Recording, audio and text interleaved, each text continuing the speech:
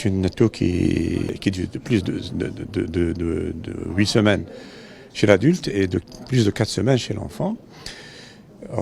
Donc la définition, c'est ça, c'est dans la durée. On note aussi qu'il y a une toux qui est réfractaire qu'on appelle la toquerie. C'est une toux chronique réfractaire ou inexpliquée. C'est ça le problème de la toux chronique. Bon, on observe aussi une toux par hypersensibilité qui est due à un sujet. Il rit ou bien il pleure ou là il parle, il présente une toux, donc c'est une toux d'hypersensibilité. Ou encore quand il inhale des produits chimiques, par exemple des parfums ou autres.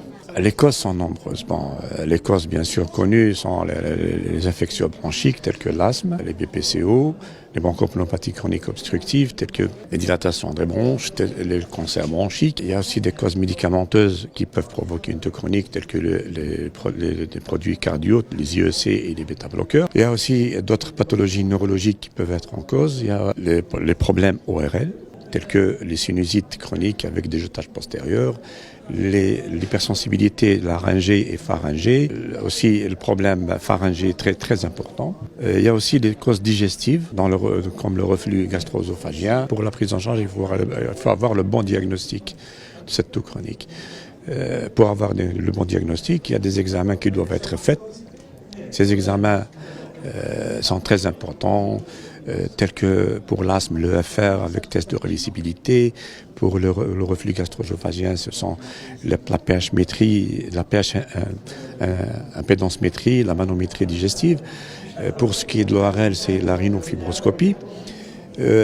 Ça, c'est les examens de première intention. Les examens de deuxième intention, on parle d'un scanner thoracique qui est de faible rendement dans le diagnostic.